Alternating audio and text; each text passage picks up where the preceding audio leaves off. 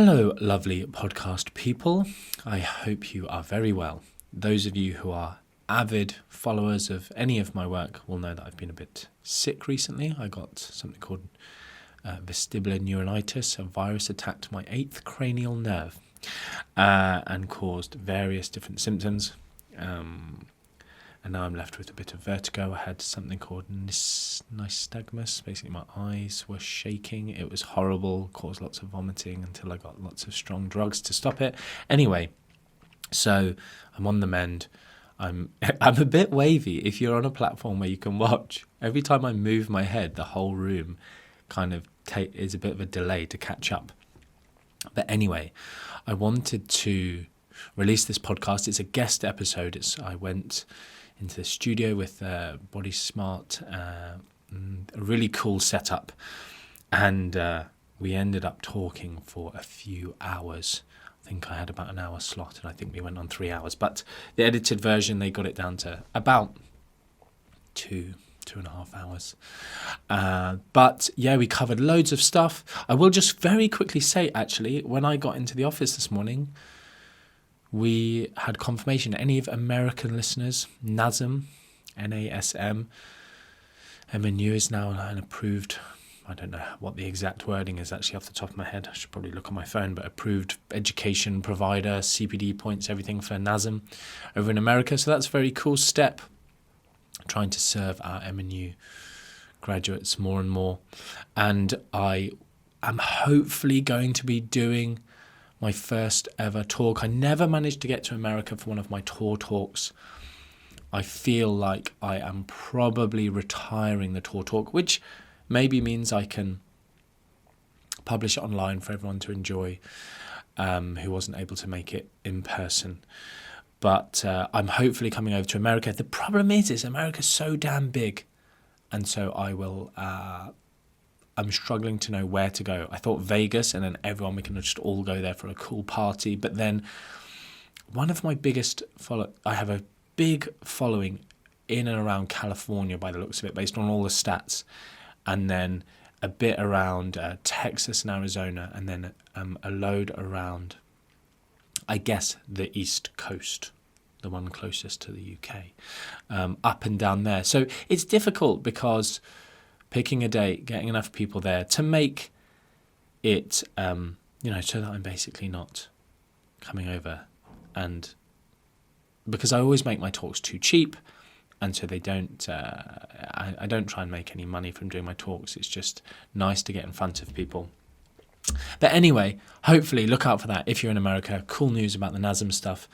And MNU enrollments, as of this minute, are opening in about 4 weeks.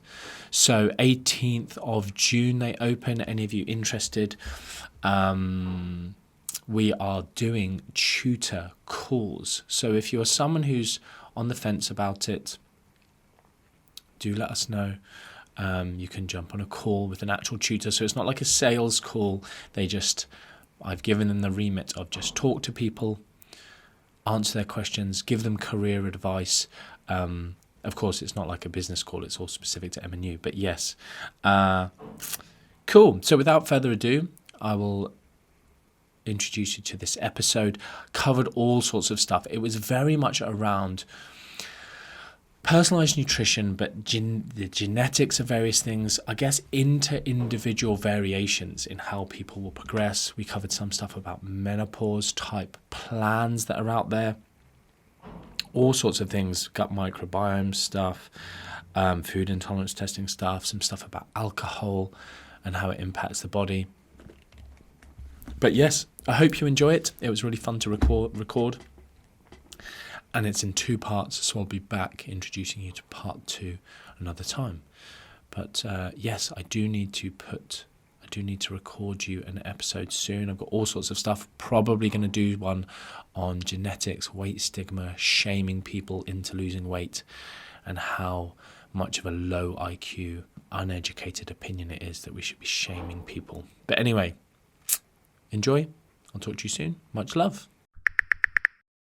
Hi, I'm Jamie. And I'm Stacey. And this is the Body Smart Podcast. And today we have with us the one and only Martin McDonald, CEO and founder of the MAC Nutrition Collective, which promotes evidence-based nutrition, education, mentoring and consultancy. So amazing to have you here today. Thank you very much for having me. Yeah, we know you have got a wealth of knowledge. You're a lecturer and you've got all of the sciencey stuff, but the reason we wanted to get you on the podcast is you actually care about helping people and helping them apply that knowledge. Easier said than done. So on that note, we are going to be cutting the BS on some of the trends in the nutrition space today. Yeah. What people really want to know is, are these things worth listening to, or should they just ignore all those ads on their feed? And we're also going to be breaking down the best way to tackle a big weight loss goal. So first up, let's get into the juicy stuff. Cool. Can we cut some BS on all this personalised nutrition hype that's going on at the moment? Yes. It's a big bugbear for me at the minute. So personalised nutrition, also, some people use the term precision nutrition within the kind of academic space. It does have many different forms. So I actually did industry-funded research, academic published research in the areas of genetics, food intolerance testing. I haven't done anything, which is annoying that I don't have this I've done this, so I know what I'm talking about. But I've never done anything on continuous blood glucose monitoring or kind of gut microbiota reresearch. But because that's the foundation of this Zoe thing, isn't it? Zoe's which my mum's been banging on about. Really? Yeah. There's lots of them now. That's probably the one that I get the most adverts for. Mm-hmm. It's very UK based though, isn't it? Yeah. But there's lots of companies now jumping on this bandwagon because it's a big thing. It's being talked about. Certain people are making enough noise that the sort of even mid-range players can even just jump into, maybe offer a different price point, just make money at the expense of other people. And so it's always been a bugbear of mine because nutrition programming based on genetics is like such an alluring feature. So people ask me, can we actually, test someone's DNA? And the fact is we can. It's kind of amazing that we have been able to do that.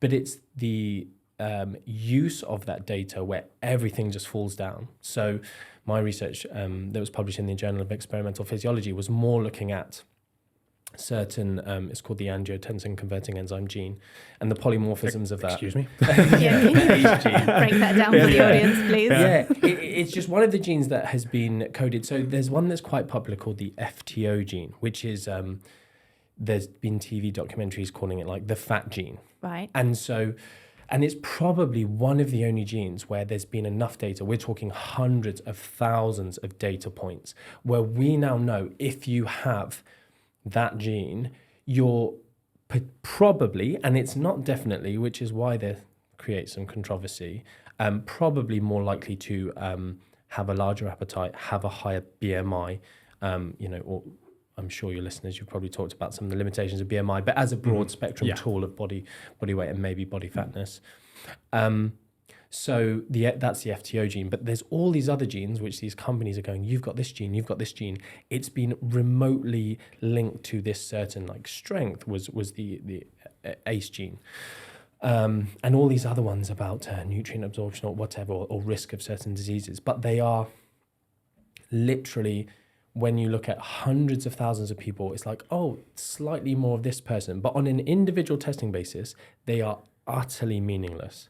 So then, we come back to something that's even more unknown, like the gut microbiota. And even the people selling these things, I haven't done this because I've just been too busy, but they'll literally say on a podcast like this, in this setup, being into it, they'll go, there's so much we don't know, for every food, these changes in our gut microbiota, there's tens of thousands of bioactive components we don't know. And then on another podcast, they're going, we test, send us your... Are you allowed to swear on this podcast? Go wild. Well, they don't actually swear. They send us a fecal sample. We're just like, send me your poo in a pot. It's like, I make these slightly mean jokes like, have they just got this fetish that just because they're not doing any good for anyone. Yeah. And we'll test it and we'll tell you what foods to eat. Yeah. But they literally they admit that we know nothing. We haven't even scraped the surface. Such a new area of research in the grand scheme of things, isn't it? Exactly. Is the bigger issue not with this is you're still talking like this gene may have an impact, and it may mean you're more overweight, have a bigger appetite. But the second you just give somebody that label, you just allow them to start having a victim mentality. Like that is the bigger issue, is like, well, I am this way because of X, instead of like, okay, that makes it slightly more difficult, like the way having polycystic ovaries might be, but it doesn't mean that you can't get in great shape. Or even worse, it makes people go, well, there's no point me even trying because this is what my DNA is. The thing that I find really interesting is I had actually forgotten about this till we started this conversation. This was around when I was like struggling with my weight and stuff, probably like 8 years ago. And I was like, oh, DNA testing. It's going to tell me like if I should eat more carbs or I should eat more fats. And it's still going. Like, it's been there the whole time, but it's just having this mad moment at the, like right now, isn't it? And it's because there is good research. Can I say that? Yeah, it's good research and being done that's starting to give us clues, a bit like the gut microbiota research gave us some clues. We now, the thing I can probably categorically say is your gut microbiota probably plays a really big role in your health. And that's it. It's like, cool. Any specifics, Martin? No, absolutely none. It maybe probably you should eat some fiber. You maybe should have some good dietary fiber variety. So the research is that inconclusive. It genuinely that inconclusive. And the top researchers who have no financial conflicts of interest will say the exact same. But a few who are just selling out for fame or money or I don't know what, or have just become too, I don't know, invested in their own voice. They have just gone off the deep end, and you know, it's this is where we get this personalized nutrition craze and people going around. So the new good research is in continuous glucose monitoring.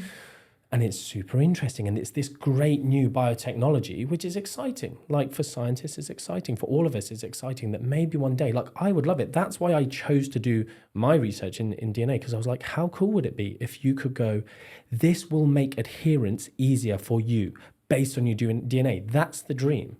But we are literally decades. I mean, you never know these days because of this AI. Like the exponential curve is so crazy now. But we used to be at least 20, 30 years away from doing anything.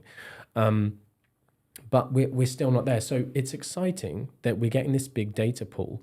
But the thing I would say is, if you buy one into these programs, what you are doing is you are paying someone else to be a data point in their study. You are not paying for them to tell you what to eat and to get better. And they admit this behind closed doors. So there was a recent conference in Paris, and one of the key researchers within these programs essentially said, this is so exciting.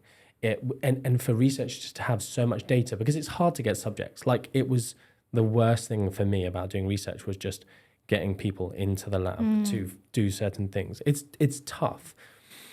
So if you find a way to get people to pay you to do your research and provide these data points, I mean, that they're laughing. So they're excited about the pool of data they can create. The problem is they're lying to people. They're telling you that if you wear this monitor, we'll put it into this algorithm. And this is what they admitted. They admitted, we don't really know what we're putting into the algorithm. We're into this AI. We don't know what it does with it. Like, what an admission in front of dozens and dozens and dozens of your academic peers. Like, people were just like shaking their head in the room, like, what are you, how dare you admit that you do not know what the computer is doing with that information, because it's been created by tech nerds, AI nerds, whatever. But the actual nutrition researchers don't know. So then it spits out these numbers and these scores and these ratings, and it's going, eat this way. And the problem is it's really creating a carb-phobic, essentially, mentality.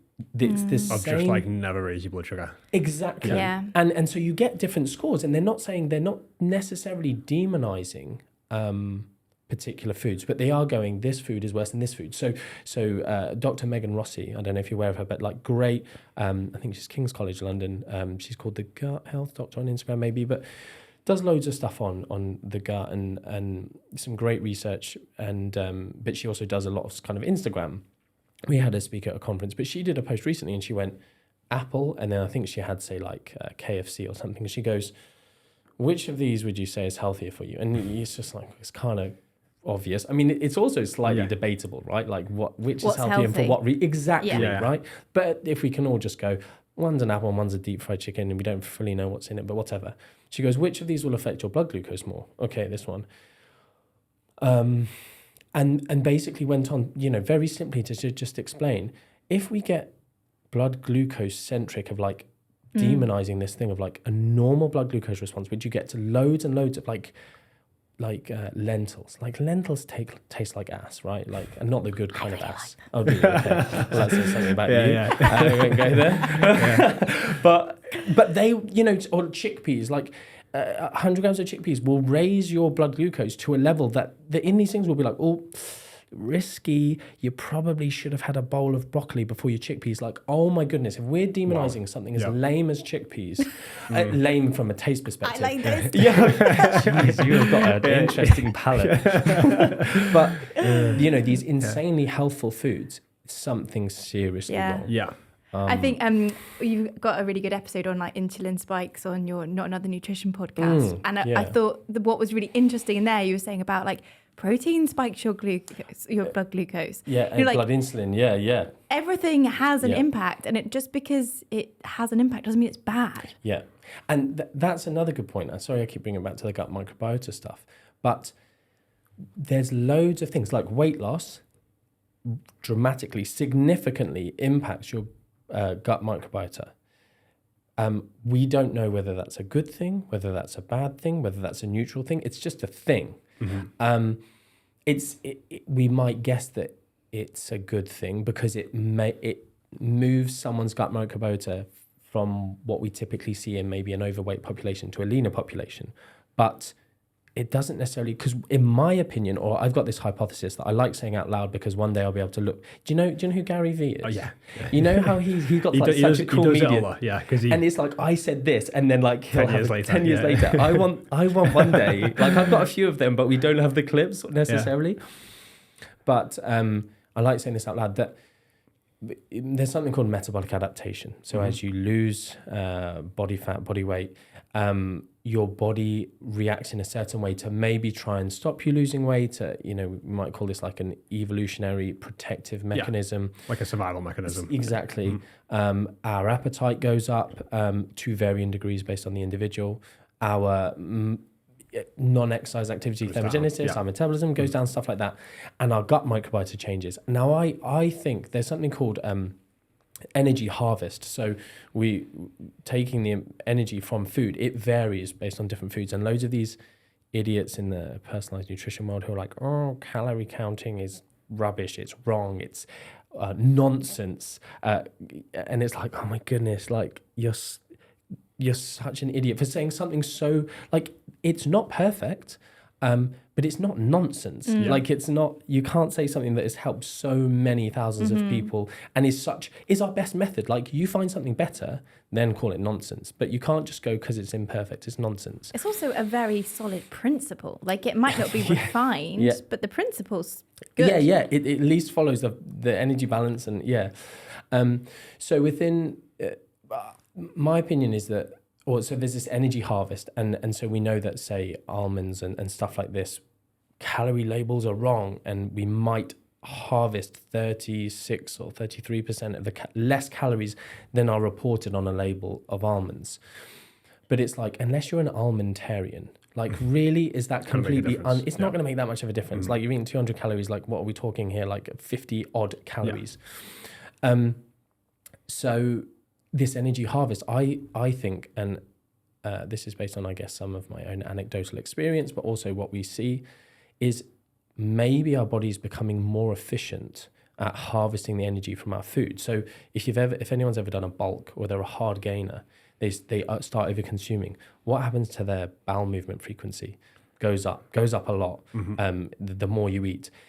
There are, sadly, I mean, imagine this being your PhD, but essentially measuring the energy content of feces. So that is, but people do this, and the energy content of your fecal matter changes. And so if you are able to absorb more of that, you're in a worse off situation if you're someone who wants to lose weight. So I think in years to come, this will be something that will be measured, and we'll be seeing that one of the areas of metabolic adaptation is, do you know what, you lower your calories and actually just start being better at taking the calories from the food that still remains in your diet. So you think you've removed 500, you've only removed 250, whatever. And it does follow though, just to go on to what you were saying about, increased bowel movements when you increase your food. How many clients have we had who say, oh, I'm really struggling with going to the loo. But yes, they're eating maybe less food. But maybe that's part of it as well. Our body slows everything down because we need to get more out of this little bit of food that we're getting. Let's give it some more time. With your metabolic adaptation as well, and this is one thing that people throw it round, but it's also like not measurable really either. Like for some people, they could go into a deficit and a week later, like severely hungry, maybe their non-exercise has gone down massively. And for other people, it's 6 months and they've been losing weight every week. Yeah. And there's not really a measurable test of how much of a difference that makes person to person either. Yeah, that is really difficult. Whenever we teach this as part of our malnutrition uni course, I will always preface it by saying, so we'll give them like case studies of clients and I'll say, okay, we're going to assume this person has a 17% metabolic adaptation, and then we'll do the maths of it, and just to get people some understanding of how much of a difference this does make to people. And, if you're saying, oh, my client might be non-adherent, they don't seem to be losing weight, they say they're sticking to it, well, have you taken into account that there can be these changes? And something that I'll always get the question, even though I've prefaced it, saying, so how do we know the metabolic adaptation in the client that in real life? And I'm like, you don't. Like, we know from the research the kind of figures we might see, like a common one thrown around it as a relatively top end common would be, say, 20% metabolic adaptation. But we don't know on a client-to-client basis. And people sometimes, oh, I'm going to go and do some metabolic testing and test my metabolic rate. But it's like, again, you've just got this big issue of, well, how did you take the stairs today? Did you walk? How many steps did you? Like, there's so many dynamic things. And that's what makes it so hard to measure, because you'll also have someone start a new plan and they'll peak in motivation and they'll see results for a couple of weeks, even maybe a month or two, but then that kind of drops off. They feel better. They've been consistent. I've been really good for the last 6 weeks. Maybe I'll just skip that workout. Maybe I won't take the stairs, as you said. So in a coach's perspective, you could be like, or maybe they'll have a metabolic adaptation, or maybe they're just not tracking the food as accurately, or not taking the stairs because they've got a little bit more complacent, which is very normal. That's so me. You've just described me. I'm literally like, oh, I'm going to do X, Y, Z, and then I'll see myself in the mirror and go, oh, looking all right. And then instantly I'm just like, I'll skip a workout. Oh, I'll just have some extra whatever. That's so me. I'm so and me. on that though, on the Zoe and the blood glucose thing, just because you said, if it feels like it's making us become carb phobic, and that feels like a real step backwards, because I feel like there's been the Atkins diet and then the ketogenic diet, and there's been a lot of carb fear for so long. And then I feel like If It Fits Your Macros came along and everyone was like, eat, like it kind of went too far, to be honest. Like, just like eat whatever you want. Yeah, exactly. But now this again feels like another step backwards of like, Jesus, like if you want to eat an ice cream, it's like, yes, it's going to spike your blood sugar, but like it's not going to kill you or give you like chronic illnesses either. It is a real step back. It's almost, I'm sure you've been around long enough to see that so many things just go in cycles. There's trends, like it's low fat, then it's low carb, then it's low fat. And it's just like, but if we can wrap it up a different way. So we're wrapping it up now in this overly sciencey way of continuous blood glucose monitoring. But all we're then doing is, and this is what everyone is getting from these results.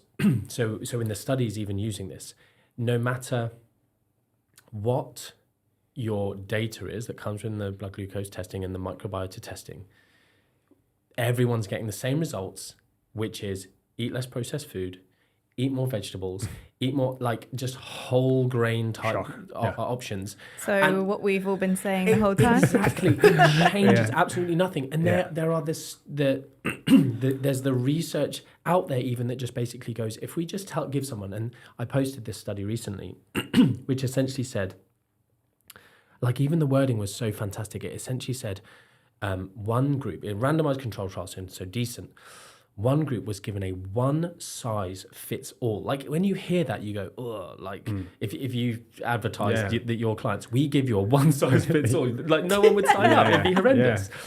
But we gave them a one size fits all, and then a computer algorithm generated personalized nutrition plan. And literally the results of the study was there was absolutely no difference in the outcome. So people are paying all of this money, believing it. And then there's also this idea that, well, and I've talked about this on my podcast about how certain nutritionists who have done certain degrees, because typically nutrition degrees aren't done very well with regards to helping real people. They're very focused on food industry or food legislation and policy. Like one of my nutritionists that I employed, she said the main, she spent 12 weeks learning how sausages were made. And I was like, you spent 30 grand and she wanted to be a performance nutritionist. She was like, yeah, we did a whole thing on how sausages were made and, the whole process and the preservatives and everything. And I was like, God, like money well spent. So, I mean, if you want to work in sausage industry, well, great. This is the thing. And that's what I tell people actually is like, deciding between MNU and a degree. It's like, if you do want to work in food industry, if you want to work for Kellogg's or whatever, 100% go and do a degree. But if you want to work with people and help people. And your courses are government certified now. Are they degree level or? Yeah, so the MNU is now a level 5 diploma. So it's the same level as a foundation degree. Okay. It's not a foundation degree, but it's the good thing about it is, we've crammed in so much information in terms of, sometimes people say, oh, you can do it in just 13 months. So, you can become fully qualified, fully insured as a nutritionist with the same scope of practice as someone who's gone and spent 30 grand on a 3-year degree, and being insured to work with clients and all of these things, but in just 13 months. But sometimes I go, geez, like, how we managed to do that. But then I look at my actual degree and my master's and my postgraduates of how much time I actually spent doing nutrition modules and nutrition lectures, like so many, like 12 weeks and countless hours on stats, countless hours and on, research method stuff and lab techniques like pipetting, like a lot of theory, but not necessarily practice that helps people. Exactly, yeah. So you've got the whole, you've got the module on nutrition. It's like, cool, I had that 12 weeks. So that's like 12 to 24 hours worth, and with our qualification hours are like something like 414. So it's, some people take more than 13 months, but you get some good stuff. I've gone kind of off topic there. What was I talking about before that? It was sausages. Yeah, it was sausages before that, and then it was about the I feel like we've gone a little bit backwards with the carb-phobic side of things and the blood glucose monitoring. I mean, the bottom line is people don't need to worry about their blood glucose unless they're diabetic or pre-diabetic or they have a really awful diet. Right? Especially if you're basically saying they're just getting to harvest your data, which is probably great for the long term of having that data, because when else are you going to get so many hundreds of thousands, if not millions of people doing stuff like that? However, if the information that and people are just suckers for like, oh, a nice graph went red on my phone, and it's like, oh, don't eat that. Like Davina. What a flipping sellout. Or is she a sellout though? She's just... Or maybe she thinks it works for her. Yeah. So for our US audience, Davina McCall is in her 50s. She's in great shape. Like, she looks after herself. She's always been Loads of fitness very DVDs active. And she's the face of Zoe in the UK. But you're right. She's always looked after herself, and she's always probably eaten pretty well. Well, this is so when people see this, I think they forget.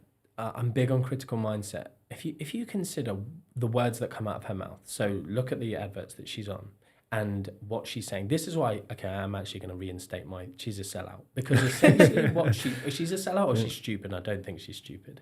She's essentially saying, this has transformed my understanding of nutrition in my body, and I feel so different and I look so different and whatever. She's someone who's been doing this for 2 decades-ish. She's learned so much, she eats so well, she feels great. Like, there's only so much you can feel better. Like, if she turned around and went, I can function on 3 hours sleep a night because I'm so optimized and biohacked. Or if she went, I am eating 10,000 calories a day, but staying the same weight, and I love this. Like, all she's going is like, oh, I feel great. What was she saying last year, the year before, I've got this new exercise plan. I feel great. I'm eating this way. I'm doing that. Like, it's not transformed anything. What's it transformed is her bank account this year. So it's just so wrong that people are saying that somehow, like, I get it. Some people will say, and this is what I've said consistently, that's what I was saying earlier. My brain's come back to it. My podcast episode on why degree nutritionists go down this route is because they're not taught to work with people. And there's this idea that if you do something like the placebo effect, we're all aware of it. If you say to someone, this is personalized to you, this will work. You say, what should I eat? And the doctor says, here's a leaflet. Here's what we tell everyone. Eat more vegetables, blah, blah, blah. You go, boring. I'm a snowflake. It doesn't work for me. Yeah. But then you go, I've tested you. And this is specific to you. Specific to you. You need to eat kale and broccoli. And you're like, wow, this is so cool. But even the research doesn't support that, but that lying to people in that way actually improves adherence. So you could almost go, do you know what? I know I do that testing, but I'm lying them to help them help themselves. And I would sort of go, you know what? You're not completely unethical, because you are like marketing. You have to do that, right? Sometimes you have to just create a situation where you have to sell the sex. You have to, exactly. You have to sell the sex, because like if it's just like, you know, oh, you need to move more, you need to eat a bit less, you need to eat more whole foods. It's not sexy. Yeah, you know what I mean. Like if you, I always say this, like if you say to someone like, hey, what you could do is like get your steps from 4,000 to 8.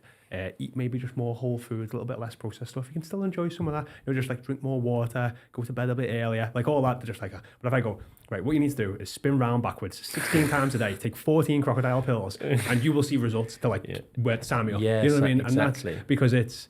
And if you can weave in the stuff that works with that, then people just feel like it's a bit more unique and those sorts of things. It is just, I always say, like making the middle ground sexy somehow, something that.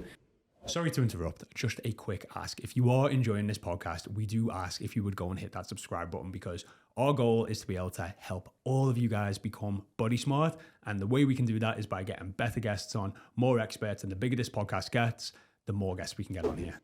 And that's another thing, sorry to mention, but like in MNU, we talk about like there's consultation skills, motivational interviewing techniques. There are things that you can do so that you don't just go, everyone should eat vegetables. Like there are ways you can make someone feel heard and make them feel like a snowflake whilst giving them advice that isn't based on their DNA, based on their blood glucose, based on these things, but it's for them and heard by them. Like I'll be delivering lectures and I will say something that is just so obvious and plain, and then someone will put their hand up and ask a question.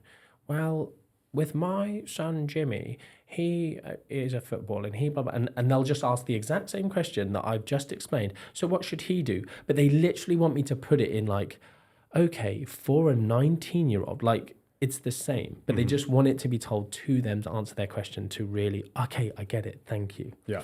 Another thing, just on the continuous blood glucose monitoring thing, for your listeners to understand, because I get that I'm just another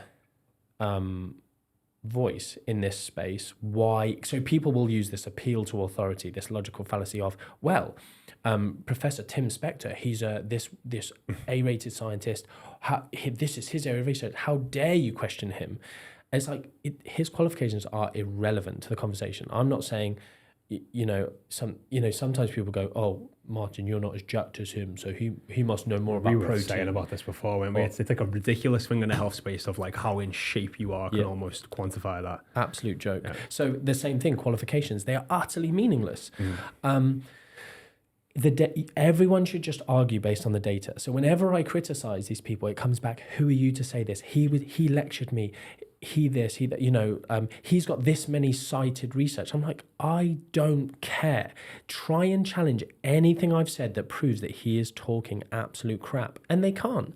And because all I'm doing, I'm just a messenger of people far more qualified, far more intelligent, far more well-versed than me. I'm just going, here's a paper by Tim's peers, people who are referencing this, and look at what the data says. They don't have conflicts of interest. They're not getting a payday out of saying certain things.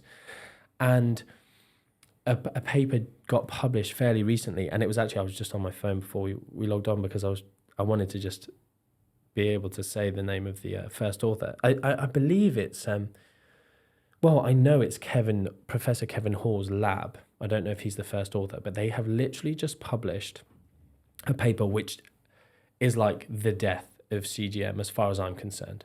So, sorry, can you explain CGM? Continuous glucose monitoring. Right, yeah. So these stupid little Yeah. patches that people stick on their arm, and they did 2 unbelievably cool studies that basically killed the insulin hypothesis, the whole carbs make you fat hypothesis, and their second study was processed versus unprocessed food. And again, it was such another amazing study in terms of there was so many controls within the study that, I mean, it blew my mind because they basically controlled for it was both of these are metabolic board studies, so like mega big bucks expensive to you control everything. You're basically locking people up and telling them what them to. Yeah, it's so very hard to do with nutrition. Yeah, very hard. So hard.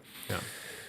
And they controlled for protein, fiber, or all the macronutrients, salt. They even like rating of palatability. So the processed and unprocessed were rated as the same rating of palatability. So it was like the difference between maybe a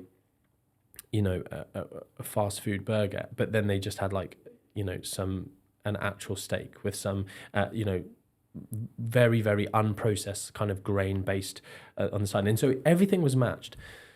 And they still found that people were gaining body fat and eating more calories on the a highly ultra processed food diet. And so it led to lots of understanding of that. For instance, the speed of the ability to eat the food really impacted this thing. There was some liquid calories within the more processed, and kind of everyone seems to be on the same page with regards to liquid calories, especially kind of sugar sweetened beverages and stuff like that.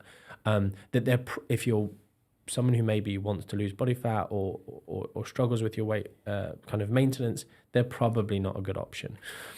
So anyway, these 2 epic studies, within their studies, they use this continuous glucose monitoring as kind of just a measure to measure stuff. Cool. So they've gone back and taken like so many data points, and not just these crappy Zoe data points where you just got some random person doing the study themselves, telling you that they ate those foods and logging an app, and you're just using this as all of your data. Like that's a big flaw in what they're doing. This is, we sat someone down, we put the exact meal in front of them. If they left a crumb, we weighed that. We know exactly what they did. And they also provided the exact same meals. The other cool thing about this study is studies don't often do this. They did a whole photo, recipe menu of all the meals people ate. So you can like literally go and look. It's like, I know it's a bit geeky, but being able to actually see this is how the study was conducted. Those are the exact meals, all of the branded foods, everything is just cool. So they've gone back and looked at that data, and they've published it, and it just shows that one of the premises of this whole monitoring your blood glucose, because one thing you said earlier, actually, Jamie, about some of this stuff, that testing a negative effect. One thing that is happening that is really bad out of this year, it's kind of the stuff you said about the fear and stuff. People are now, there's been a spike in food fear because people are seeing postprandial, so after eating, blood glucose spikes that they're deeming to, I think I'm diabetic, I think I'm pre-diabetic. Yeah. Have you seen this? It's Yeah. become a thing. And you don't need to worry about what like is happening in that moment after. It's an absolutely natural phenomenon of eating food. So that's one of the big negative impacts. But one of the premises of this CGM, this glucose monitoring, is that the difference between these different foods between individuals. So because you said about ice cream earlier, right? And I will never forget this. I'm pretty sure it's Tim Spector who said this. Essentially by measuring the blood glucose response. So we all like glycemic index. Carrots have a really high glycemic index because of the way glycemic index done is a bit dumb. You have to eat tons of carrots because you need to get 100 grams of glucose from carrots, and then you compare that against 100 grams of glucose. So it's an insane weight of carrots. Crazy way. But then something like ice cream, which also is then combined with some fat, will because of what's called gastric emptying, the rate that we are emptying the glucose from our stomach, because it's calorie limited. So if you put anything with carbs, they will, if you sort of think of it like going from a big pipe into a little pipe, and then you pour two things in, some sand and some rocks. The sand will go in slower because you pour the rocks in at the same time. That's a super quick analogy. So basically, if you eat ice cream, in most people, your blood glucose response will be lower with ice cream. So essentially, he said, for some people, ice cream actually might be better for weight loss. And I was like, you absolute frigging clown. Yeah. Like at that moment. Then carrots. Then carrots. Do you think some people are like, when they're just so entrenched in the research that they're just so removed from normal people? Because that seems to be what my experience is. Because the way you're getting like, oh, they're going, what's your credentials? Or what's your this? Or what's your that? I'm like, our credentials are, we've changed thousands of women's lives and have thousands of testimonials and hundreds of reviews. I was like, that's it. I was like, we're doing the work. And guess what? Like the basics, like the rocks, they haven't changed that much. Maybe some of the pebbles and the sand, like that's over time. There's new stuff that's coming out that's going to make it. But like if we just look at the premise, it is the same stuff. Yeah. It's just really trying to understand. And it's also, it doesn't need to be overcomplicated. Like you only have so much headspace every day as a busy woman trying to lose weight. Yeah. If all you actually need to think about are these 4 simple things, why complicate it? Why add in an extra little graph and an app and a blah, blah, blah, when you don't need to? Yeah, it's so true. And I think you're probably right. I can't tell whether it's they're so entrenched within the research or they just like the sound of their own voice and just... I like ponder what's going to come out of my mouth. But if you're just talking constantly and your thing is blood glucose and you go, well, and then you can show a graph, this and this, and then you I understand why someone stupidly with not very much brain power might go, well, that, so maybe for some people, ice cream is better for weight loss. Like, I sort of get why you'd say that, but it's just such a dumb thing to say if you actually understand, because his area of research is genetic epidemiology. Like, it's not even like an area, like he's not an expert in obesity. He's not like, it's totally wacky. And then he's done some gut microbiome stuff. He's not someone who's done really good work within even an area you might go, do you know what? He like,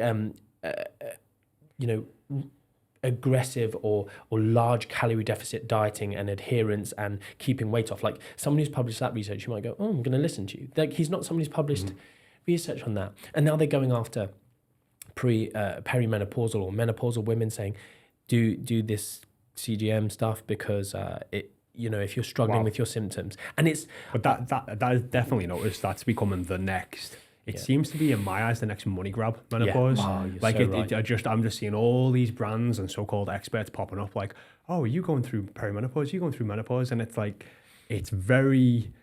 Some of the stuff that's getting said is very woo-woo, just and all over the place. You know why it's probably so tempting, though? Because it is such an unknown for the woman going through it. Her body's changing like crazy.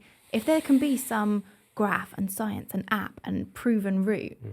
How tempting is that? Especially when you feel so awful and you don't realise what's going on. You used to know what to do with your body and now it doesn't work anymore. Someone's telling you, hey, look, this science says it knows how to do it now, so just follow this. It definitely is the whole thing of preying on desperation. It's such an effective way to make money. And it just sucks that people are that way inclined, that money is more important than just being a good human. So it's jumping towards that. Like there's no... it's just... It is a money grab. Like you are right. I can't even add to it, to be honest. It's just, this is a group of women. Like it's become a very, very Googled word now around nutrition. I believe was it someone like Oprah talked about it. I don't know if she's going through it or something, but it just created this massive wave of like, okay, menopause and eating for it and how we can do it better.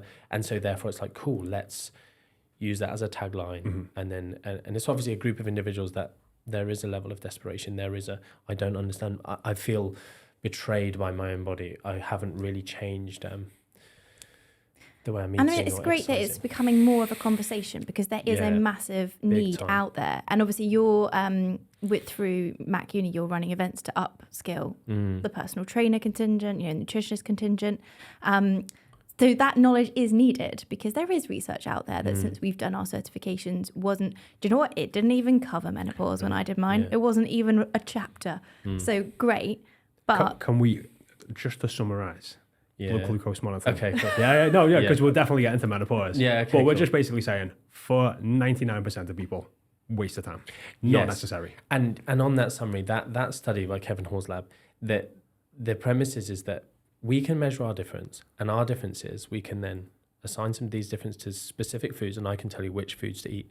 And that study essentially showed that the same person in that study eating exactly the same meal, but the next day, the standard deviation, the variability in the blood glucose response in the same person to the same meal that's been prepared by a scientist and you've eaten it on a different day, the variability was so great in that it matched the variability between me and you and other meals. So it's killed it. It's pointless. Yeah. Like I've got 2 posts to do on social media this week. Probably when you release this, they'll be out, so people can go check those out. It's just killed it. It's dead in the water. Do not waste your money unless you want to give money to charity. That's some people's back pocket, but giving money to science of the future. Yeah. But it's not helping you. Don't do it. Yeah. So good summary on that one. Yeah, really good. Menopause. Right. I mean, like, menopause is obviously something that all women will go through. Just the way, and I always like to bring this up on the podcast, just like the way all men will go through, men will have a male menopause, which I think is probably going to be the next money grab to come, and it kind of is in America. Like it's already trending, isn't it? TRT is huge in the States. It's not so big in the UK, but it's the wave is coming. Yeah. But when it comes to perimenopause and menopause, it's like that untapped market of, well, it's the change, or we don't talk about it, or it's this. And a lot of women, do start to go through it and can have symptoms of perimenopause 7-8 years, maybe 7 or 8 years, sometimes even longer. So they're just like, they don't really know. It's like, oh, I've had a bad night's sleep, or I'm feeling like this, or is it that? What is your general advice around menopause? Yeah. So we've got this conference in November, which we've called the Menstrual Cycle and Menopause Conference. Very original. And my goal with that has been so we're bringing in real experts, so people who have done the research in these areas, so that they're practitioners, researchers, academics, because unfortunately, at the minute, I feel like one of the best things we can do is really just supporting people not to be misled, because we have this it's just this scarcity of information we can do to help people specifically. So people are sort of saying, menopause, you shouldn't. I mean, it's the myths that are so disempowering. Like, don't eat fruit because you're at this age, because of you will become insulin resistant. You should not eat any fruit. And like, just there's this now list. You Google it, and there'll be these rules that even you guys with your non-menopausal clients, these same rules that are just fear mongering, ruin people's relationship with food. I know, like, one of the things that you said we might talk about is like around, what if someone wants to get healthy or do this, like, what are the things they should do? And like, the first thing that just popped into my head, which I feel is a bit cliche, but it's like that whole thing about improving your relationship with food because of the mathematical impacts that can have on, and we can discuss that. But so this is what's happening. People's relationships are getting screwed because they're being just fed these lies, which might help in the short term with something. One of the biggest factors that I think undermines people's processes when they come into this period is that the body does stuff that is just not from a human. We're so imperfect because we just observe things, and we try and create this. We had this like reductionist thing of like, I observed this happened, therefore they are correlated. And what happens is, I am training this way, I am eating this way, I can't see any particular changes in this, but my belly is getting fatter. And like that's the, super common is I've never had fat around my stomach. It's always been around my bum and my hips. And I've hated that about myself, some people will say, but I've come to terms with it. I'm now of an age and I'm body confident and I love the way I look and the cool. I've got these, hold on, where's this fat coming from? And what happens because of these huge hormonal shifts around this period is we get this redistribution of fat. And that's what we just cannot understand with the whole, I guess, calorie energy balance model, because they will say, I'm eating the same. They will say, I'm training the same. And for once, I mean, that's a bit harsh, but for once, they might be telling the truth. You know? And I don't say they as women, I mean, as humans, we lie, we misreport, we don't understand our calories accurately. But because of these like dramatic changes that you are almost pharmaceutical, like you would have to inject drugs into someone else to get these changes. We actually get this redistribution. So you don't even need to be in a surplus or a deficit, but you get fatter here and leaner here. Do you think that is the case? That it is, people are not going into even a minor surplus? Because I think there are some instances of definitely it's just a complete redistribution. There are other instances where people are in a surplus or they don't because you're getting feelings of night sweats, and you're getting interrupted in your sleep, and then your energy levels are lower because your energy levels are lower. You're not moving as much. Training intensity goes down, so it could be like, right, you're eating 200 calories a day more and gained a pound over the month, but that pound went purely on your stomach. There's every scenario that we can imagine that would be occurring 100%. I do think for some people and this is another thing that we're having covered, is the whole topic of HRT, because I think there's a lot of scaremongering that can go around that. And I don't know if I should say this publicly. I always make this joke when I'm presenting at conferences, but I'm just like, I am so pro drugs. And I'm just like, I'm not anti big pharma. I don't trust drug companies. I don't trust, most of these big corporations, because I know they do so much that's just profiteering, but I'll happily take a paracetamol. Like and so why are you okay to And then likewise, we've got the whole fitness industry, which is just full of drugs, like performance enhancing drugs, drugs that change your appearance. And HRT is another one of these things of, there's been lots of scaremongering, at least for people to make informed decisions. It can be life-changing for women to not be scared away from it. Talk to an actual professional who can talk to you about it. And those horrible symptoms of just fatigue and, every one of these symptoms under the sun that people get.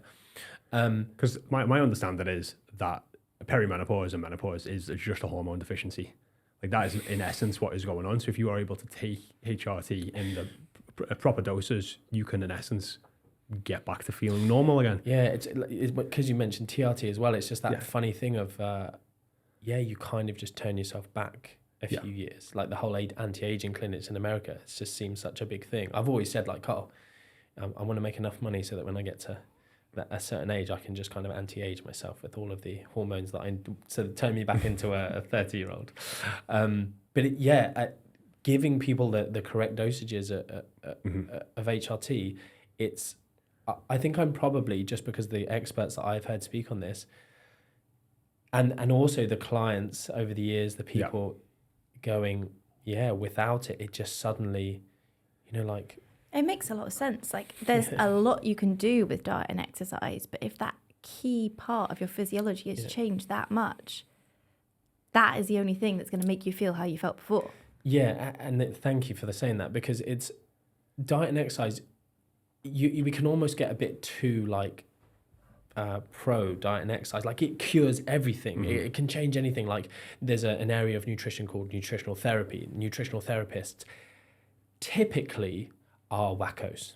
They can tell you what special supplements and special herbs to take that will cure any ailment. They're in the UK, nutritional therapists typically were trained by something called the Institute of Optimum Nutrition.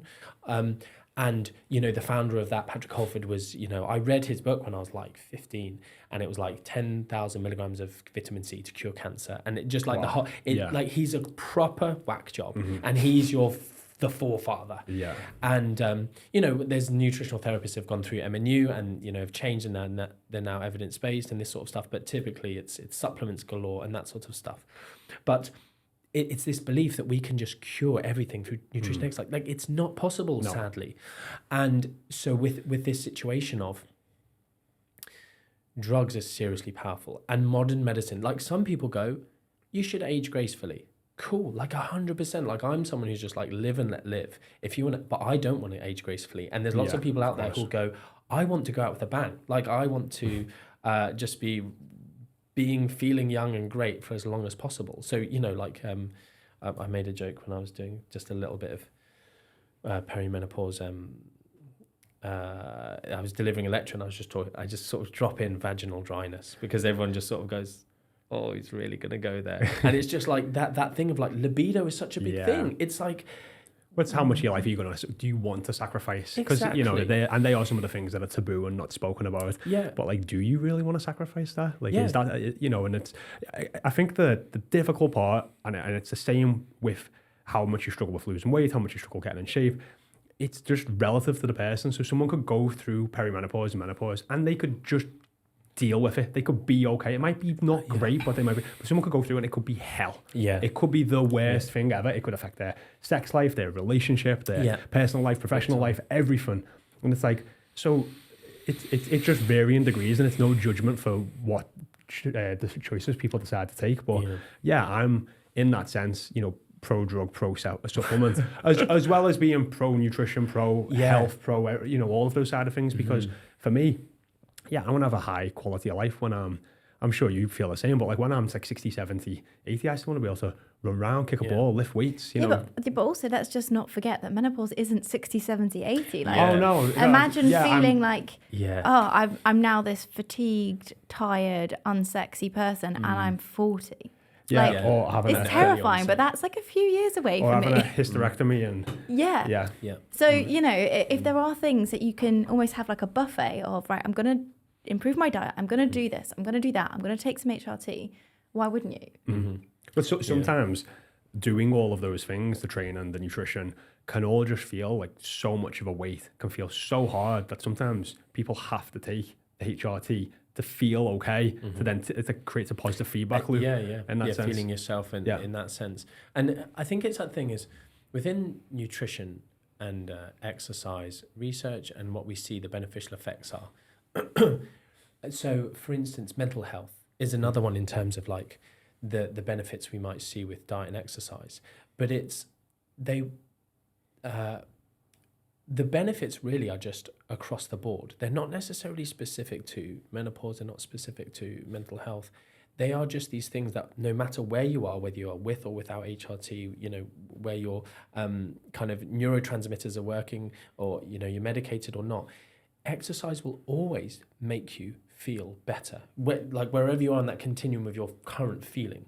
And so adding that in to other kind of a multidisciplinary team of, I'm going to get my doctor to help me, I'm going to get my nutritionist to help me, my personal trainer, like they're all useful things to do. But it's important not to over-egg maybe something like nutrition in menopause, going, if you increase your soy intake, or if you take, evening primrose oil, it will fix you. It will fix your night sweats, or, But it's the same thing we were saying, like make someone fearful of what they're going through, or talk to the fear and then present them the solution while they're going through something that feels really painful. It's like it's easy to market to in that sense. And unfortunately, like most of these businesses and marketers don't have souls in that sense. It's just like, hey, this is a great way of lining my pockets, and it's a new...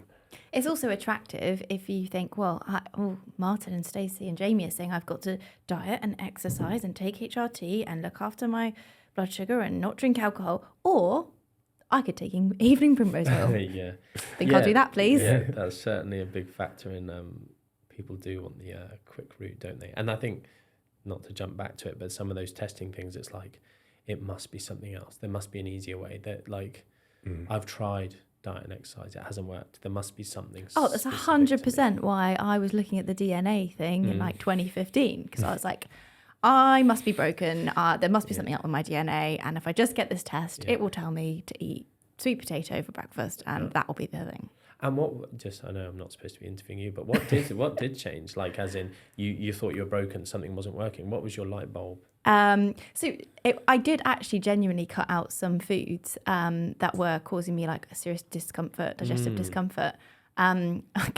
I really can't tolerate eggs and dairy very well, and I was eating a high protein diet. Right, with those in. Felt awful most of the time. But I also genuinely stopped having like superfoods Gotcha. just because they were good for me and don't worry about the quantity. And I started Gotcha. actually looking at my calorie intake. A bit like avocados on a special bread and Right. this, that, and the other, and it's just like, oh yeah, this is Yeah. healthy. But it's And I just started like, strength if your training. goal was. Okay, cool. Yeah. But it was a slow process, and I went through all of the possibilities of my hormones being out, or my gut, I had leaky gut, or needed to eat for my blood type, or I need to do a cleanse. I had apple cider vinegar for like however many weeks. Do you know you said about like your hashtag cut the BS? Yeah. Those are loads of the things that I just sort of like, these would be good things to talk about. Yeah. All those things you've just mentioned, like I often talk about people trying to fix people's hormones, or and there's one other thing, because I touched on this earlier about and because you've brought it up, the whole food intolerance testing thing. So that I did industry funded research in this area, and it never got published because we basically showed it was BS. And I've got on my Instagram like a highlight reel where I go through all of the different types of intolerance testing and how there's lots of different types and none of them work. And so sometimes I'll get people saying to me, and I think I'm very good and clear at explaining it, but they still come to me and say this, but I'm not saying intolerances don't exist. I'm saying there's no way to test your specific intolerances. And so, and sadly, the most evidence-based and effective method is an elimination diet. Like a FODMAP diet. Or like just anything of like what, with you obviously knew it was like eggs or like maybe I just error, did like an elimination diet and figured things out. So okay. Which is really the only way. Yeah. So in that instance, it's like, I'm not saying intolerances don't exist. I'm saying if something tells you need to cut out these foods, because what will often happen is people improve their diet as a result of those and go, oh, but I did feel better. Or, like I stopped eating a loaf of bread a day and it's like, I did feel a bit less bloated. It's like, yeah, of course you did. You cut out like 87 different foods. Like you're barely eating anything. It's just like, of course you feel a bit better in the short term. But so yeah, that's another area of personalized nutrition that just doesn't work. It's annoying. I genuinely would love to be able to help people more with like those key areas. Like IBS is such a big one. It's like life-changing I think the FODMAP research had only just come out around that time. And so for those listening, that's a type of sugar that your body can't break down very easily in some people. And so it was all relatively new, but I thought I'll give it a go. Turns out, that was my problem. Okay. But it wasn't something you could get a test for or whatever. Yeah. And I've actually said to so many clients who've had similar symptoms, like, just try this, like go on the Monash website, download the app, follow their guidance. And it just changes people's lives because you go from like feeling just awful and completely out of control. Like you eat a meal that you think is healthy and then you blow up like a balloon and you have no idea why, to suddenly having that control. Like you have the choice. If you really like that food, eat it. But you know what's going to happen. Yeah. So it's a choice. Yeah, informed choice is a good one. Yeah, I agree. That's cool. Yeah. One of the other things that gets banded around a lot at the moment I'm seeing is that I want you to cut the BS out. Alcohol shuts down your metabolic pathways. Tell me. Yeah, funny one. Like you not heard this one? No, not. I mean, I've heard lots of different things. I posted because I'm like to party. I'm not actually a that big just made alcohol. me want to sing the Venga Bus. I don't actually particularly like the taste of any alcohol, but I like to drink it when I'm out, but I'm not a social drinker, like a daily drinker. But so I have no skin in the game. So often when people go, you can drink alcohol, and it's just like, you'll get people commenting saying, oh, look at you trying to justify your habits, blah, blah. And I'm like, it's not my habit. Like, I don't drink alcohol. I'm not in love with alcohol. You know, a bit like people who drink coffee. You're a coffee drinker. Yeah. You love your coffee. I'm not addicted or anything. Okay. No. So a lot of people are just so addicted to coffee. Yeah. Are you addicted? Are you being sarcastic? No. Oh, I mean, I you are. You're not one of these coffee snobs. I just feel like I'm not a coffee. We've just met. I don't know if you're doing deathpad. I did just have a chamomile tea. Okay, cool. I had 3 actually today. Okay. Yeah. You're addicted to chamomile. You've got issues.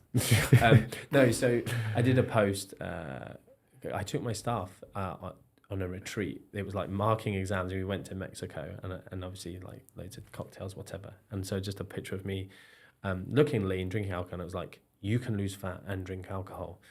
And just at such a simple factual statement, you'd think it would be, yeah, cool, whatever, stop saying boring stuff, Martin. But the controversy, and it was just like, yeah, maybe you can, but the hormonal impact that's going to have, the increases in the aromatase enzyme that will cause, conversion of testosterone. Oh wow! To estrogen. People really want to get into it. This is, the difference in your audience on social media. Yeah. I've got everyone on there. There's to get someone on there just going, bro, you just don't want it enough. You're weak. This is what I had the other day, actually. It's just like, you got a weak mindset. You're telling people they can eat these junk foods. That's because you're weak and you're encouraging a weak mindset. Have some discipline, will you? I was like, mate. Just like, he's amazing. Anyway, yeah. So,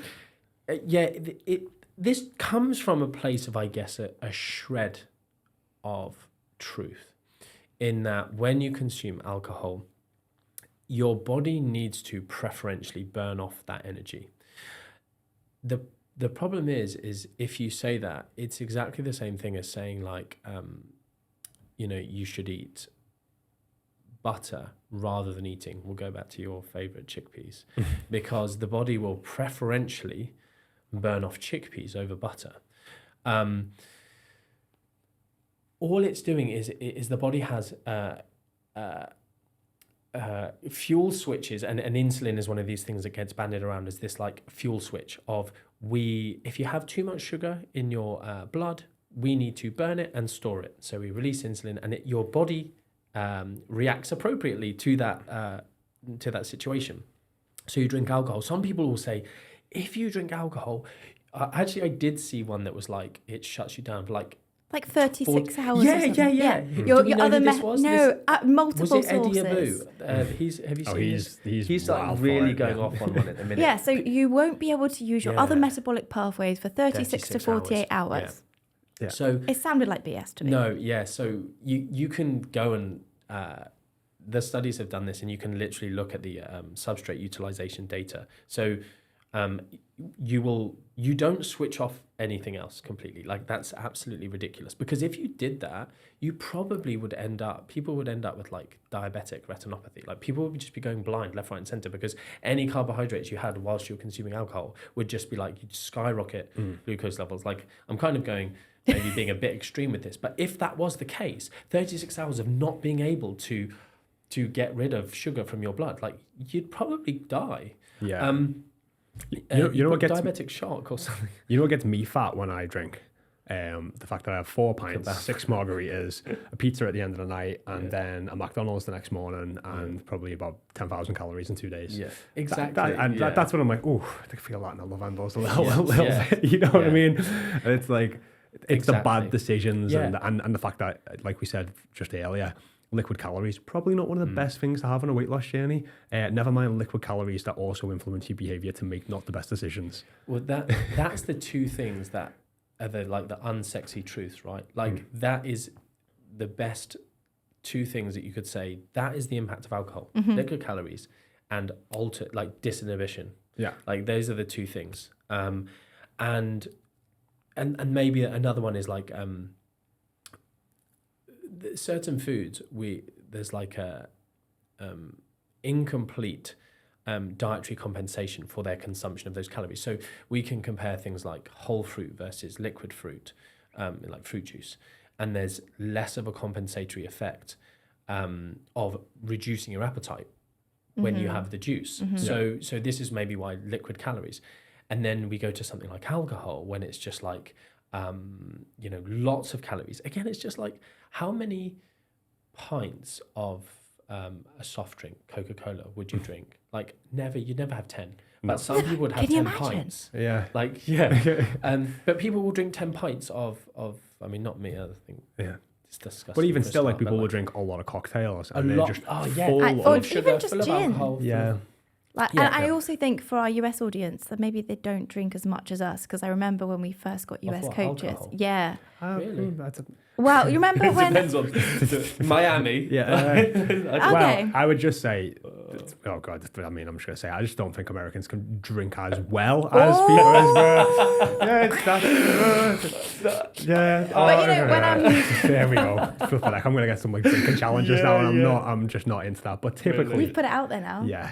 Well, I actually, so I don't seem to suffer from hangovers. And I did my world tour in 2019, it's just this superpower. Like I've never been a big drinker, so you'd think I'd be a lightweight.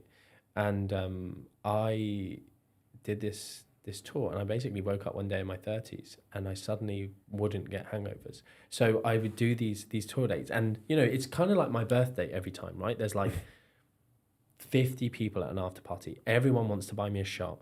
So that's 50 shots, or like not necessarily, but and I just wake up and I'm fine. And I don't know how I did it. Then I started thinking, am I fooling myself and that much? And so I my fitness pal'd a few nights and then showed it to all my staff, and they were like, I would be hospitalized if that was me.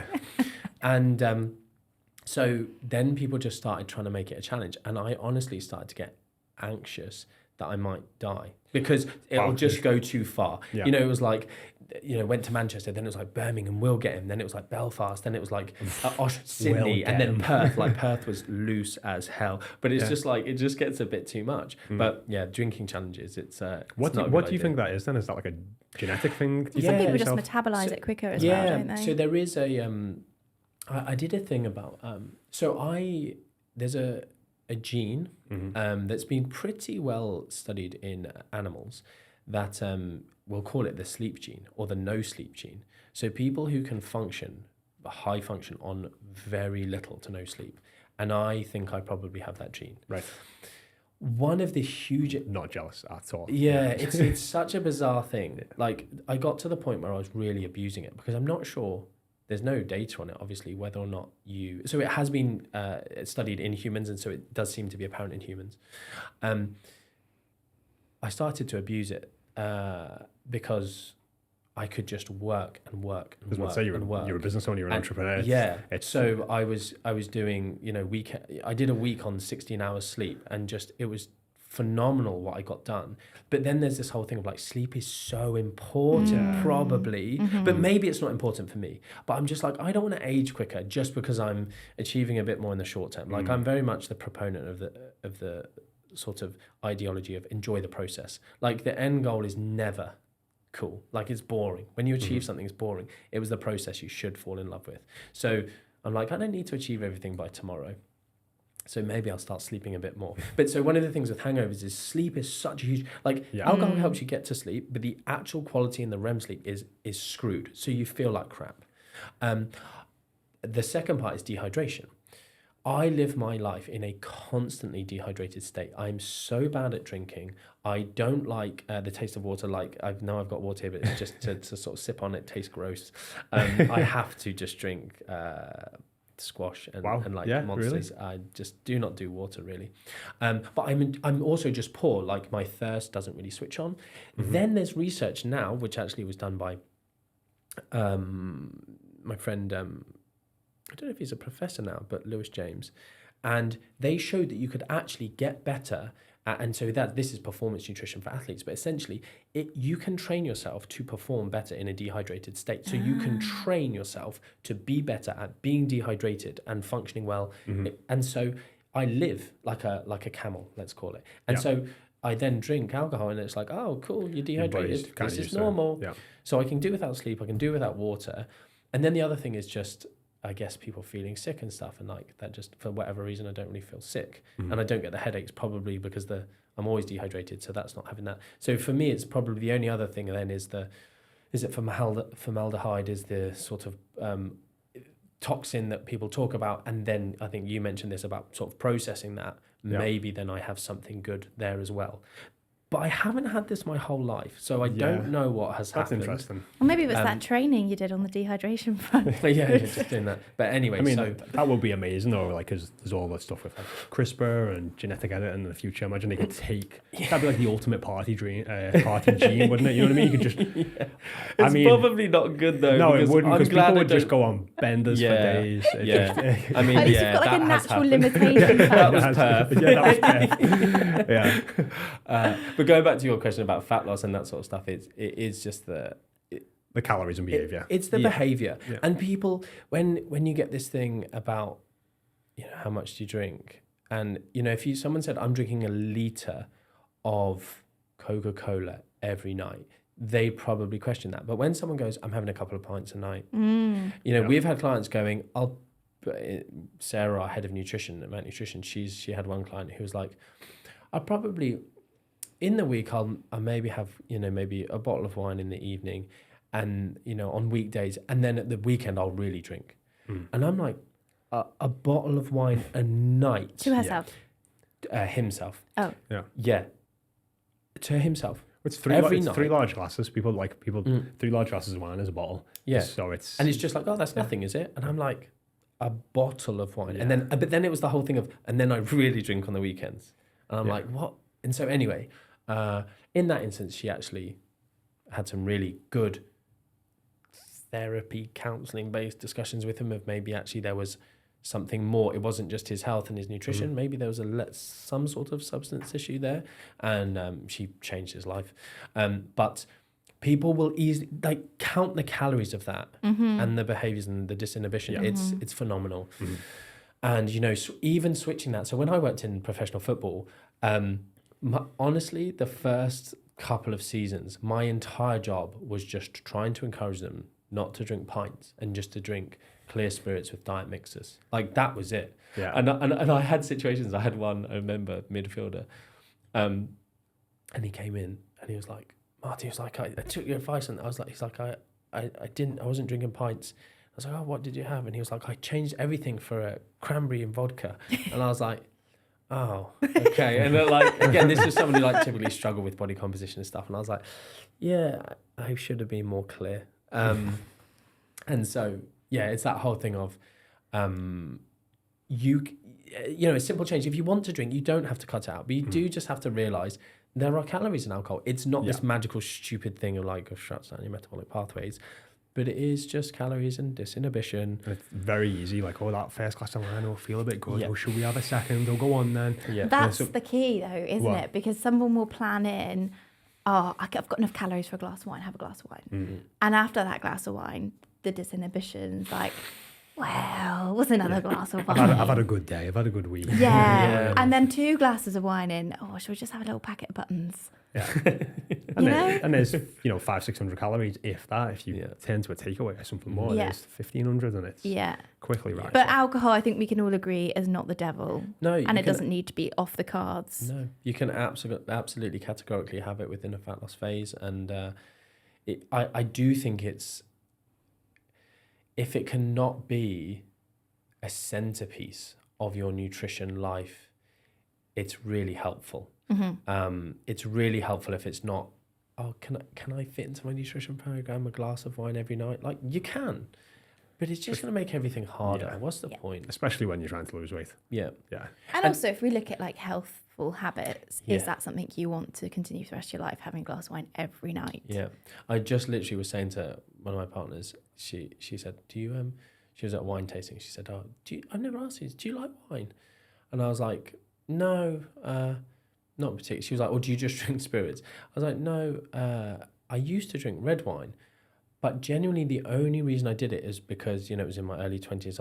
I guess I thought it was maybe a bit suave to drink red wine, but it was also that whole thing of it's good for your health. Have a little bit. And there's what's called the J-shaped curve. Essentially, teetotalers, your risk of all-cause mortality is higher than someone who's a moderate drinker. Now, wait, that is been what people have sung. It's been a reason that it's almost like saying if you're an abstainer from alcohol, you're worse off. But the problem with that is that actually people who were in that column of abstinence from alcohol were actually people who typically had alcohol issues, really bad alcohol that had negatively affected their health. And at the time of studying these surveys, questionnaires, I do 0 units of alcohol a week, but unfortunately had done some damage already. So it screwed this J-shaped curve to make it look like, actually abstaining is worse. And we now know really categorically there are no health benefits of alcohol. There just aren't any. So therefore I'm like, no judgment, no shame, do what you want. I make loads of bad decisions in my life, but at least they're informed. And so know that if you're drinking alcohol, it's not good for you. And that's dose response. Yeah. And it's a really accepted unhealthy thing in society, which lots of people are challenging this at the minute, which is quite cool. I like this idea of you don't need it. I'm someone who can go out without alcohol, and just maybe because of confidence, I'm absolutely fine. But other people, it's it's become a very accepted. If you don't drink, have you got problems?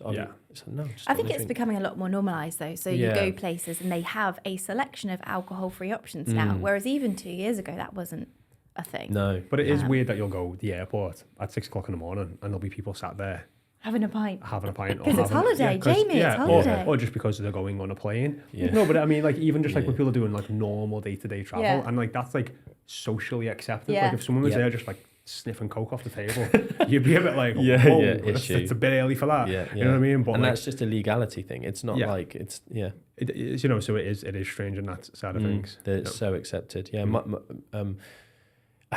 We could go down a whole different road here, but it is just one of the things that it's on your front there, like a friend sort of said her mum would very much be like, if she came in smashed and she had lost her phone and this, that and the other, her mum would be like, oh, you know, what you like. I almost said her name there, that would have been bad. But if she was doing drugs, that you know, she was completely coherent, she wasn't hungover, she hadn't lost anything, her mum would be like, that's terrible, sort of thing. But it's like, it's just such a socially accepted thing that has such someone I follow on social media, he had a alcohol-free wedding, but everyone at the wedding was given a little packet of MDMA, and he got so much hate. And he's like multi-millionaire, super intelligent, and he said, how many family weddings have been ruined by alcohol? How many fights, how many bad decisions have been made? I guarantee you my wedding was the most blissful, loving, this, that, and the other wedding. And I was like, that's so cool. Like, I do just like people being themselves unashamedly. Like, I'm very much that way. You know, while MDMA is not sort of my thing, I'm like, that's cool. That, and of course, they weren't pressuring anyone to do it. It's like, it was just a choice. But it is just, on this whole thing of alcohol, it sadly is almost like you're a weirdo if you don't.